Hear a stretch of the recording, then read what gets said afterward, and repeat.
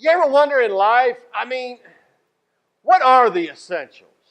Now I know different seasons, different times, you know, the list is going to be different. But there are times you have to limit yourself. I've only got about 35 minutes to where I speak, or longer, but I can't say it all. I'd like to. Um, there's just no way to do that. You go on vacation. You pack the car full and we don't ride around. Just, or go on a camping trip. You can't take everything. So you have to limit to the essentials. Bob Tolman's on his way, or he's in California. I can't get him to text me.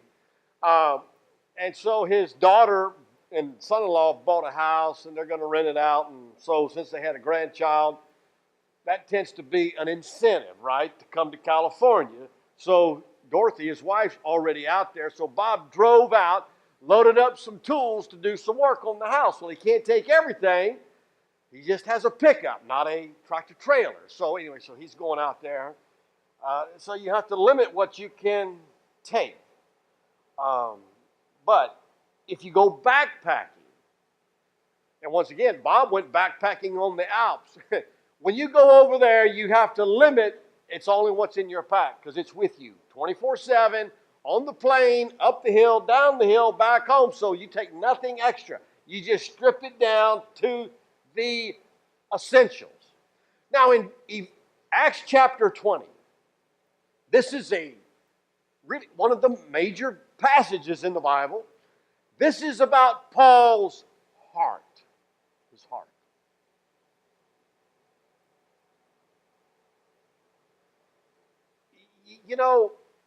Most of us don't have conversations where we reveal our hearts.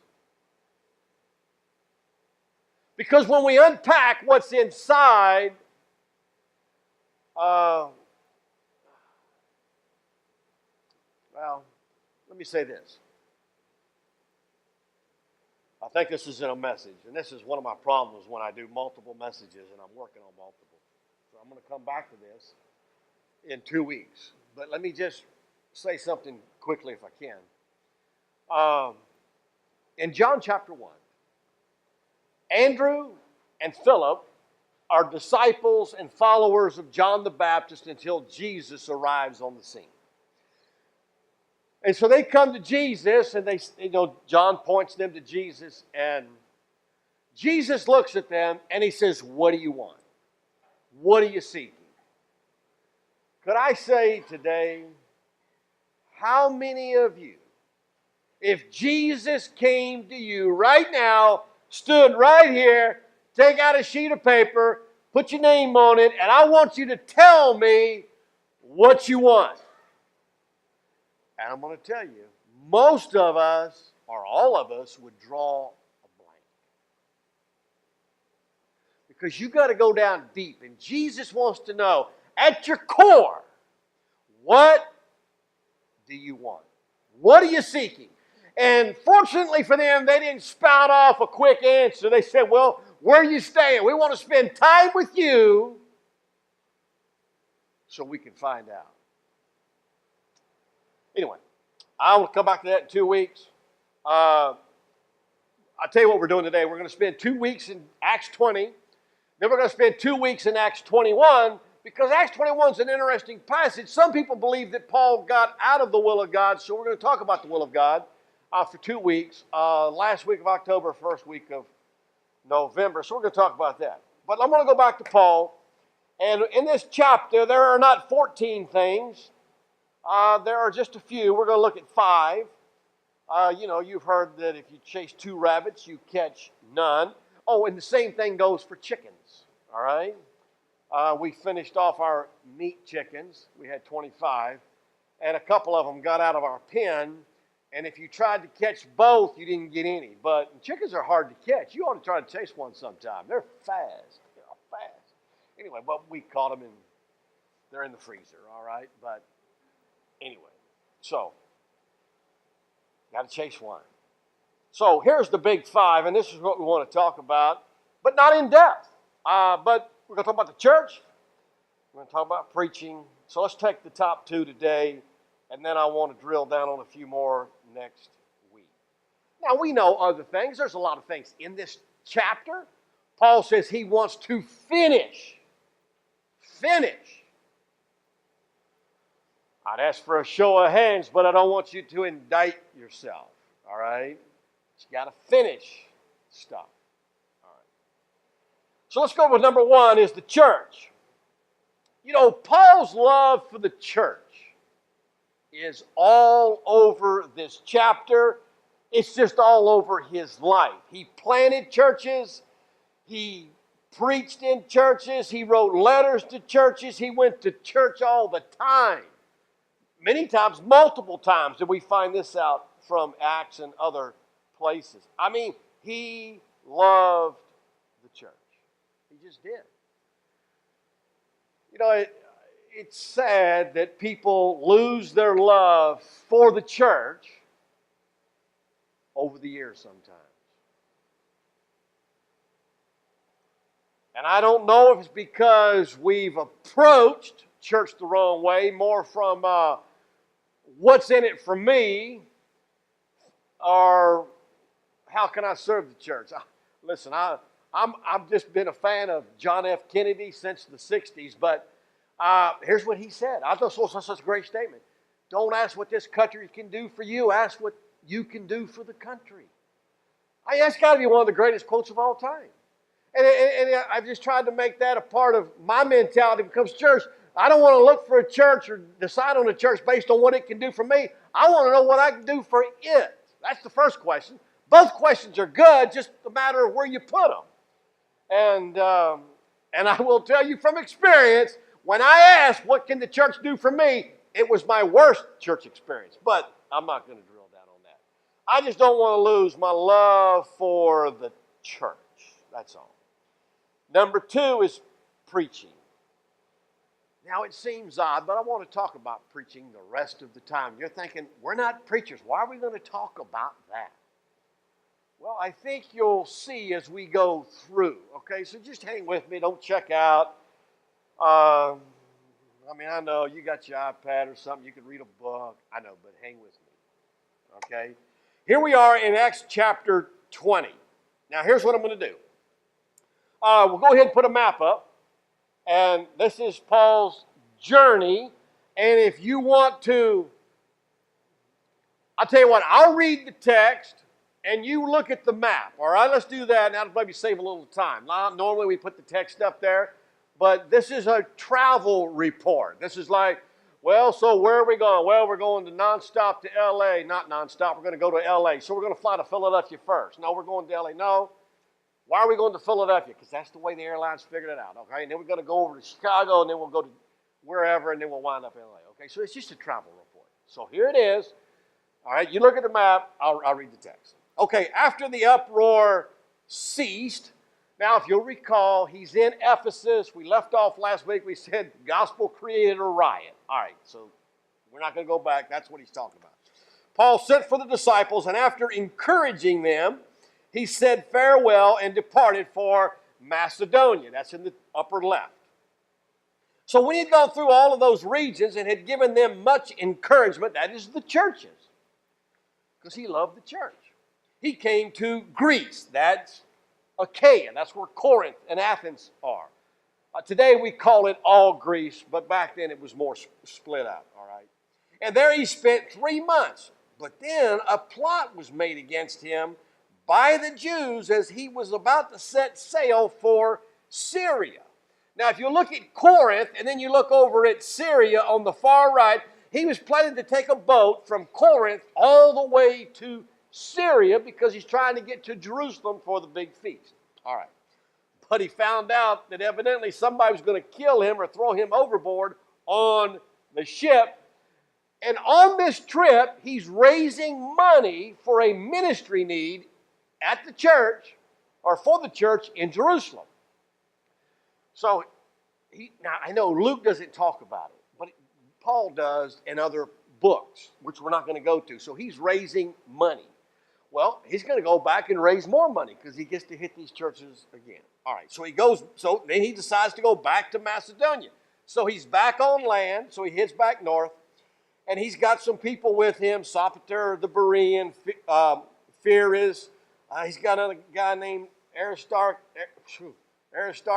Secundus, Gaius, Timothy, Tychicus, Trophimus, you name it. He's got a pretty good group with him. So they went on ahead, and they're waiting for us at Troas. Now, Troas, you see that?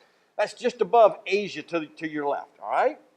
So they go there, and we sailed away from Philippi, Luke's writing, after the days of unleavened bread, and in 5 days. He took this trip earlier in 2 days. Anyway, it just has to do with the wind, that's all. They came to Troas, and they stayed for 7 days. All right, so it's just a travel report. So Paul is now back. He's made the trip, gone around. He's back in Troas, and so that's where we find him. All right, now, we're going to read a text in just a moment. We're going to continue on. And you can leave the map up for just a minute. Let's see, do I need it some more? No, I've got to put a quote up. I'm sorry, you're right. All right, so I did this quote a couple of weeks ago. And I told you I'm going to stick it on my wall when I get into my office. And in fact, I was going to ask Paul maybe to do it in calligraphy. I haven't asked him yet, but so it's an idea, all right? And I'll frame it. And I've talked to a couple guys this week. I'm now using this quote in personal evangelism. Because I got to talk to two guys. One guy has kind of anger issues. Another guy just has distress, whatever you want to call it, all right? And everybody's heard of Sigmund Freud. Not everybody's heard of Carl Jung. And Carl Jung was his most famous disciple. And here's what he said. Because as much, well, I don't want to, well, let me just give you the quote. All right, let me give you the quote. Here's what Carl Jung said. Patients force the psychotherapist into the role of a priest and expect and demand of him that he shall free them from their distress. That's why counseling offices are overwhelmed across the country. And that's why we psychotherapists must occupy ourselves with problems which, strictly speaking, now this is not a pastor, belong to the theologians. Carl Jung says, the answers to the people's distress in their soul is found in preaching and teaching. It's in the church. But y'all don't do church, so you expect me to fix you. I'll do my best. Basically, I'm taking your money, which is sad. I can't fix it. I'll do my best. Now, that's just an honest guy. Now think for a woman. See, you invite somebody, and you're thinking, wow, it'd be nice if Mike spoke on whatever the topic is. Because that's how we think. Around this room this morning, we got all kinds of stuff we have to deal with, like greed, worry, resentment, fear, depression, guilt, failure, grief, indecision, disillusionment, weariness, and we can go on and on and on. And I'm reminded, I'll never forget, this was several years ago, and we had a guy come. And, you know, I'm not as sensitive as I used to be. I've grown a little bit. And I was doing a message on tithing. My whole message was on tithing, giving, the whole message. I mean the whole message. So I had a guy come, and after the service, he committed his life to Christ. You say, well, you didn't even preach on salvation. I know. Is that not cool or what? I preached on tithing. Guy gets saved. Never went to church. I said, and I asked him, I said, you know, I got to ask you this question. I said, so you come for the first time, and he came for a while, he got baptized and all that, and then His marriage fell apart, and, he kind of quit coming, which is sad. And his name was Andrew. But anyway, so I said, let me ask you. When you came the first time, I preached on tithing, and you committed your life to Christ. I said, first of all, I got to ask you, what did you think? I mean, come on, you show up the first time, and I'm preaching on tithing. He said, well, it made sense to me. Because, see, in church world, we're told, well, you can't talk about giving because people think that church just wants your money. And so you can't talk about that because new people, it just turns them off. Well, I guess they'll have to just be turned off. What are you going to do? I don't know who's going to show up every week. So anyway, so he says, no, it made sense to me. I mean, church got to pay bills, and the only way church can pay the bills is if the people give. So he made sense to me. So I'm thinking, okay, here I talk to a guy, he doesn't do church, totally unchurched. I ask him what he thinks. I know it's just one person. He said, oh, it makes sense to him. All I'm saying is that not the incredible power of the Scripture, though? I could be preaching on what I'm preaching today, and you leave here with more hope, and you're like, well, I can't believe how that message helped me today, and he didn't even talk about what I'm struggling with. That's because we teach the Bible, which is just incredible in its power and in its influence. So, anyway. So let's look at one of Paul's messages. Now, I'll be honest. I don't have the best eyesight. I got glasses. I still don't have the best eyesight, but it's okay. I've never seen anybody go to sleep on me. All right? All right? Has anybody ever gone to sleep on me? I mean, you can fess up. No, look. I'll tell you about sleeping. You can sleep on me anytime you want, and I'll tell you why in a moment, but you got to read the text first. Here we go. So on the first day of the week, which was Sunday, that's when they did church, we were gathered together to break bread. Paul talked with them, intending to depart on the next day. And he prolonged his speech. I highlighted that. I think, we live in this day of short sermons. That's fine. Look, I'll quit when you quit. Everybody just raise your hand when you're done listening, and we'll quit. All right? All right. Until midnight. Midnight. That's like over 12 more hours. Who's going for lunch? Well, we got to send out for pizza or something, right? We're going to be here till midnight. Wow. All right. Okay, so there were many lamps. No, we're in the upper room. A lot of lamps are burning, low on oxygen, windows, whatever. And so they're gathered, and a young man named Eutychus, so he's probably 12, 14, who knows. He was sitting at the window, and he fell asleep. Now, that's not the best place to fall asleep, because he didn't fall inside, he fell outside. 3 stories down, and it killed him. I mean, he was dead. So Paul went down, bent over him, taking him up in his arms. Don't be alarmed, for his life is in him. And when Paul had gone up, broken bread, and of course, he was raised from the dead, all that. Okay, because Paul was an apostle, and I'm not going to drill down on that. So then Paul talked all through the night until daybreak, just sitting around talking good stuff, all right? Wow. At this point, of course, they're meeting on Sundays, and in church history, that's just the way it went. Acts is transitional. And of course, after the temple was destroyed in AD 70 and Jews were scattered throughout the empire, it hastened the transition to Sunday worship. But it's interesting that the guy went to sleep. And here's where I learned about sleep. Because listen, I've heard people say, okay, I have slept in classes. I sat on the front row of a Greek class. All right? We're doing 1 Peter, 2 Peter. I sat on the front row. I don't know why I'm on the front row. Now, my professor, this was like my 5th year in Greek. I mean, he was a great writer, terrible teacher. Boring. I mean, he was boring. He was bad. I thought, okay, I know everybody's different. And I slept. I fell asleep all the time. And I forget what time of day it was. I don't know what time of day it was. And I slept. I'd fall asleep, and I tried to stay awake. That was back before I drank coffee, I guess. So, anyway. And I've heard people say that if you're interesting, people won't fall asleep on you. I don't buy into that. Here's why. Back in the day, I'm watching UCLA play basketball on TV, late night, Saturday night. All right? Now, listen, as a kid, I was a UCLA basketball nut. All right? I just was. All right. And this is a close game. And I don't know what happened, but I fell asleep.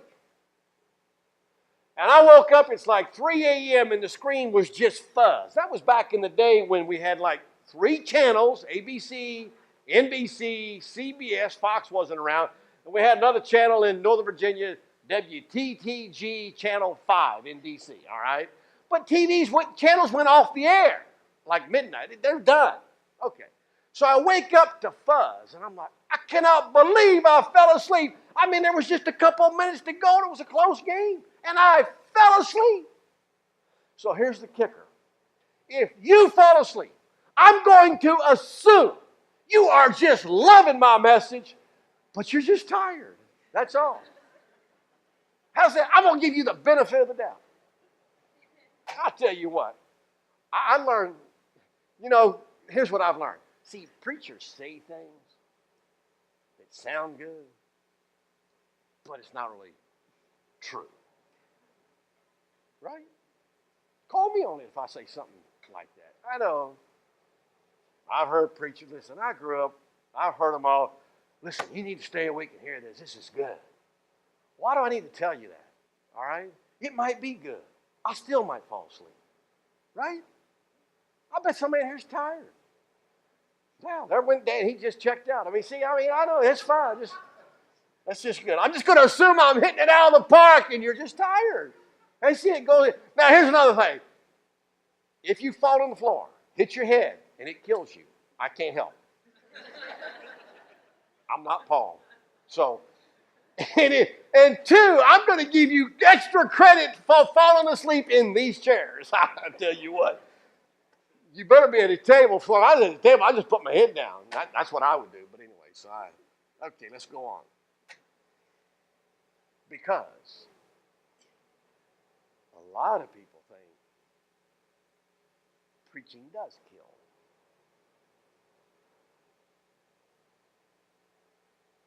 But preaching brings life to the soul.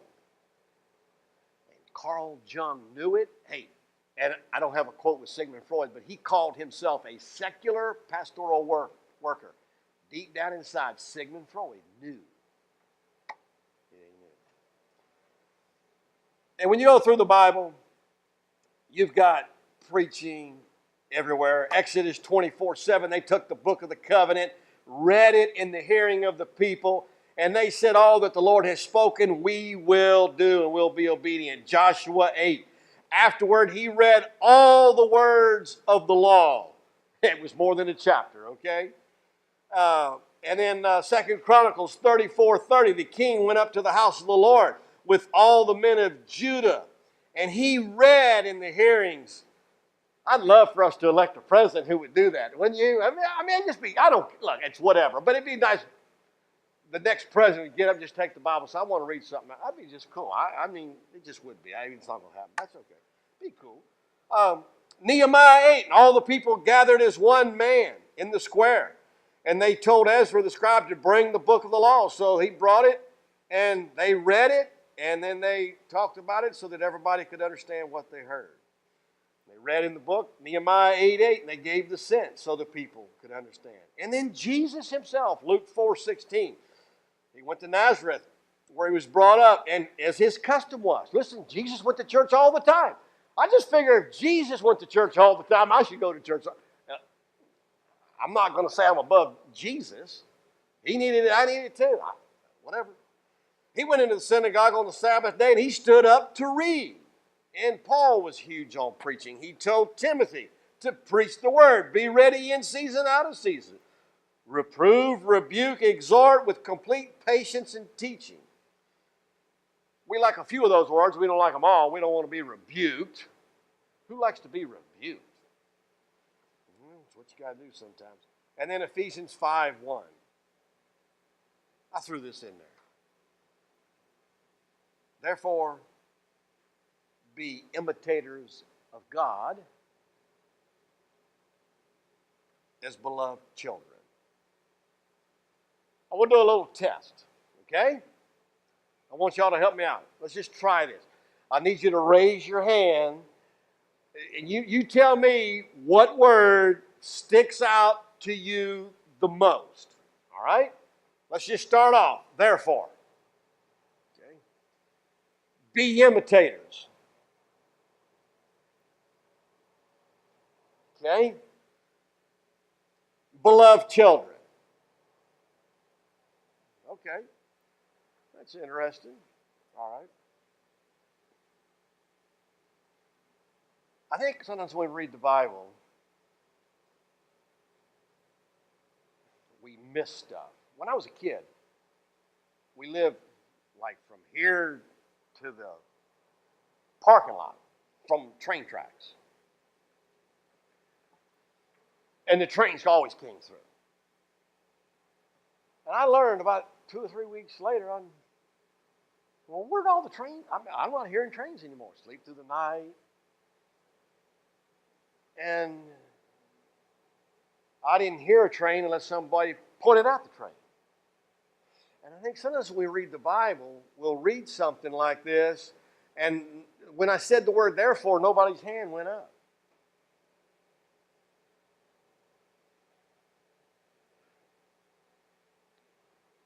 And here's just a rule of thumb. Every time you see a therefore, you need to stop and see what it's there for.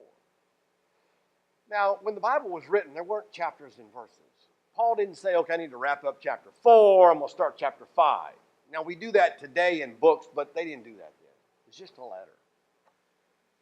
So the last verse in Ephesians 4, I didn't put this in your notes, talks about how God has forgiven us.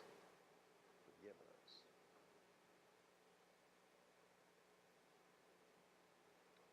Now, when it comes to imitating God, most of us, if we think about that, feel like, I come up way short. I try and I just can't jump that high. I'm always messing up. That therefore should be a source of comfort. Because you're never going to do anything that's going to make you more acceptable to God. No, you're as acceptable as you're ever going to get. When He forgave you of your sins and accepts you as one of His children, you're in, and there's nothing you can do to make yourself more acceptable. You can try all you want.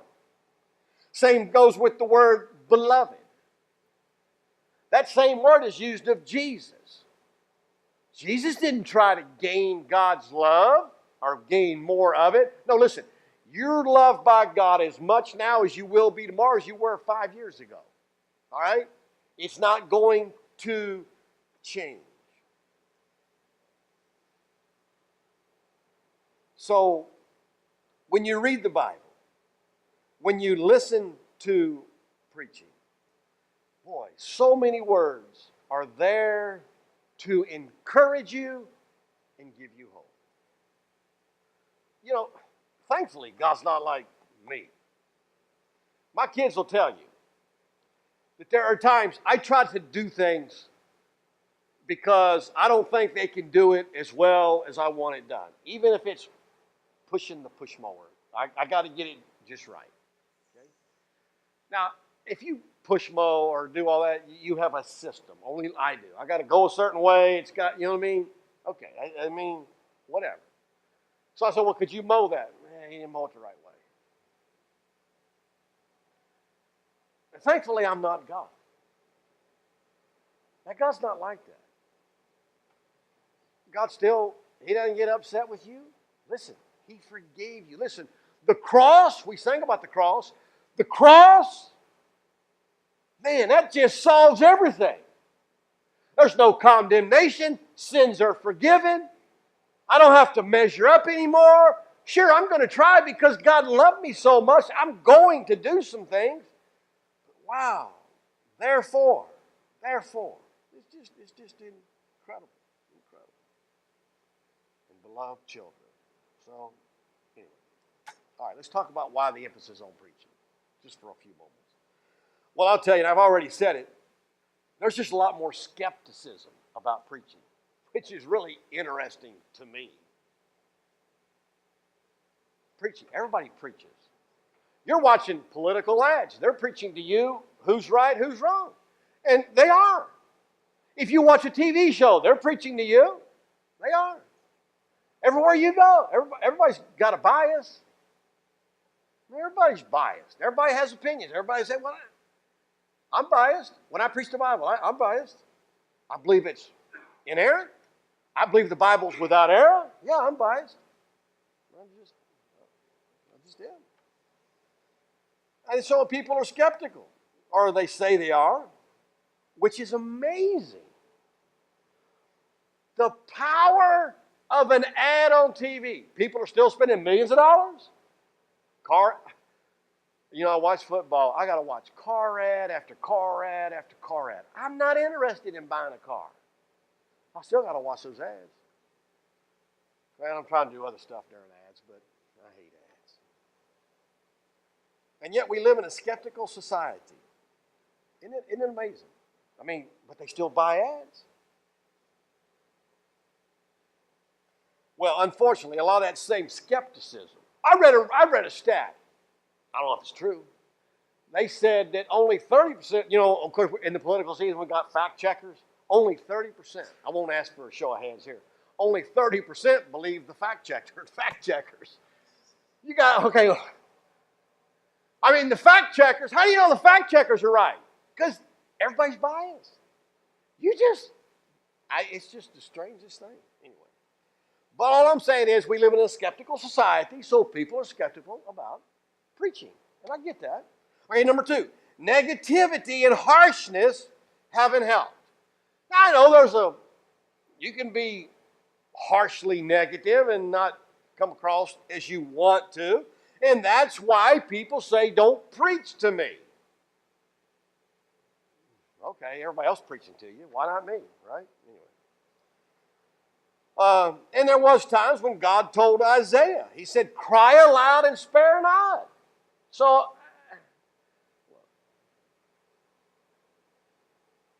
look, there are different styles. I will not quote the great Nick Saban. But every now and then, a coach will get into an argument on the sideline with one of his assistants. So a couple of weeks ago, his highly sought after offensive coordinator Lane Kiffin and him got into a disagreement.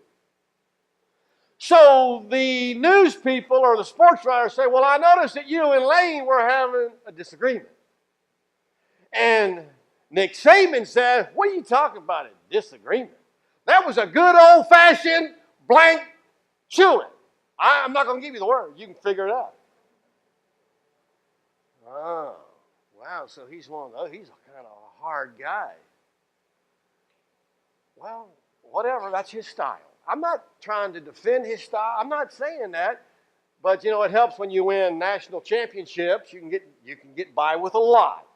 You bring home the trophy, you can pretty much do what you want. Because that's why they pay you several $1 million a year. All I'm saying is, and I don't see anybody sitting around saying, I don't like him anymore. I don't like him anymore. Over there on the sidelines. That's too harsh. And once again, two guys I have idolized all my life. One's dead, John Wooden. He never raised his voice. He talked like this all the time. Won multiple national championships in basketball. I mean, he did.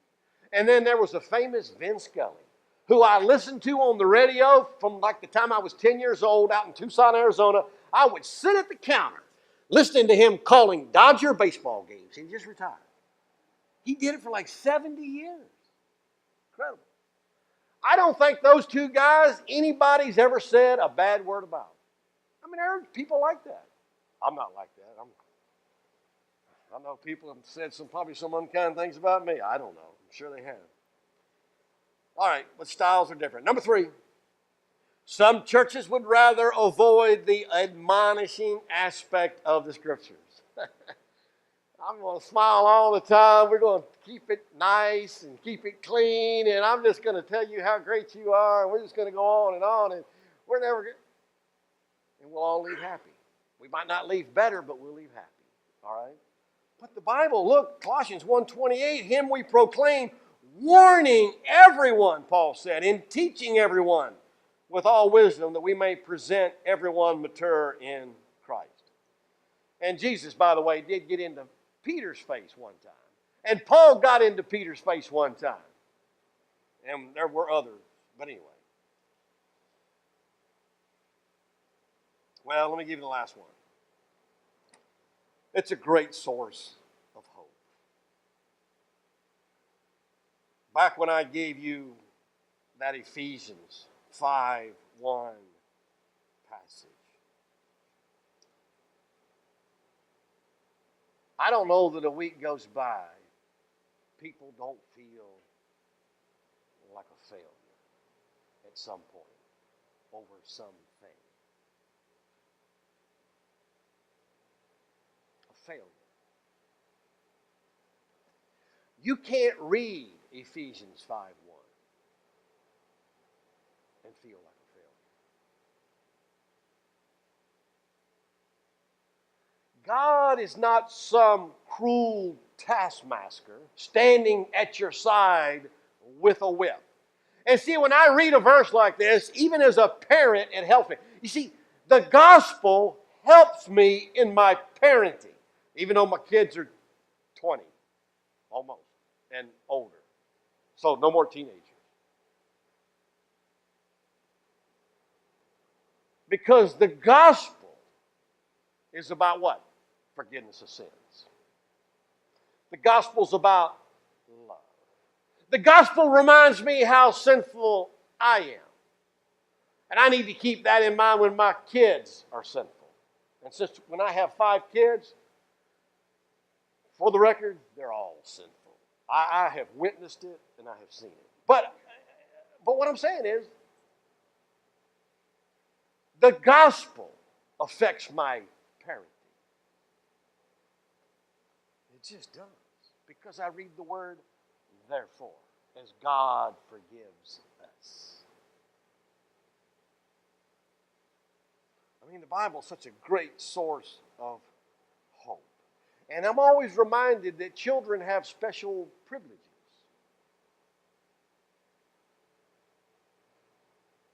I'll bet when you go to Disney World, if you've ever taken your kids there, you didn't pay for most of them, unless you took a friend.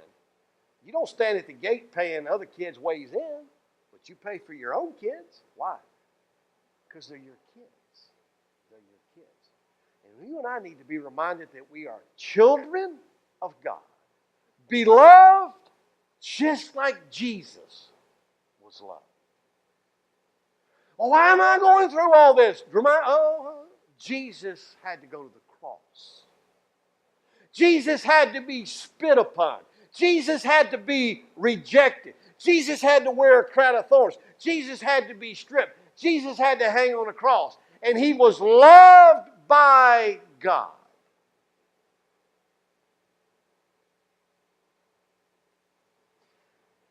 Once again, counseling offices all over the country, overwhelmed. Because people are searching for answers. Answers. And I hope you'll be here at least 2 weeks from today, 3 weeks from today. We talk about the will of God. We'll drill down on this a little bit more. But I know over and over again the Bible reminds me. I just took a short verse, Ephesians 5:1, to remind us that the gospel is great therapy every single day. Here's an interesting verse, Psalm 119, 130. The unfolding of your words gives light. It imparts understanding to the simple. That's one of my favorite verses. Sorry. I mean, just is. So let me remind you, when you invite somebody, it's not about the topic. It's about the text. It's about the Bible. Because the Holy Spirit can take any text I teach from, and He can use it in the life of anybody who comes. Of course, that's why we read it and study it and teach it. And I know people say, well, I just want to experience God. And we've looked at some things from Paul's life, and I want to just close out mentioning 3 experiences from my own life that I'll never forget. And these were huge moments in my life. Huge. I can still remember, I started memorizing the Bible in May of 1975. Still remember. When I made the decision I was going to start reading and memorizing the Bible. May 1975. I can get my stack of cards, and I wrote the dates on when I memorized them. They go back to May of 1975. That's when I started memorizing the Scripture. I remember it. Huge. It was a defining moment in my life. Another defining moment was when I tithed for the first time. It's just something I'll never forget as long as I live. Never. Never will. And what happened? Less than 24 hours later, I'll never forget it. I'll never forget it. And then I still remember the first person I led to Christ, 12-year-old boy. I still remember that. Still remember it. Those 3, I know people are like, well, I need this, I need that. Look, you know what? I'll tell you what. I'm not saying I'm done. I'm not saying those are my only experiences, but I can tell you what, those 3 pretty much carry me through my life. Just those 3. Now, I know I'm a little biased, but that's how I pray for you. I don't know if you've come to that moment, that defining moment, when you said the Bible is absolutely going to be prominent and foundational in my life the rest of my days. I don't know when you make that commitment. I did it in May 1975. I don't know how you give, tithe, and all that stuff, but I'll tell you what, I want you to experience something similar to what I experienced. I just do. I said last week, everybody tithes. Everybody does. You just have to decide where. And I forget the text, Haggai chapter 1, maybe verse 6. God said, well, some of you don't tithe, and that's why your paycheck seems to just blow away all the time. Well, if it's going to blow, you might as well let it blow into the church, right? Anyway. And then, wow, if you could ever be responsible for bringing somebody to Jesus Christ, I'm telling you, change your life. Change your life. So that's what I pray for. Because your kid goes to Disney World and they come home and their friends say, hey, what was it like? And you know what they say? Man, I can't really explain it. You'll have to go and see it for yourself.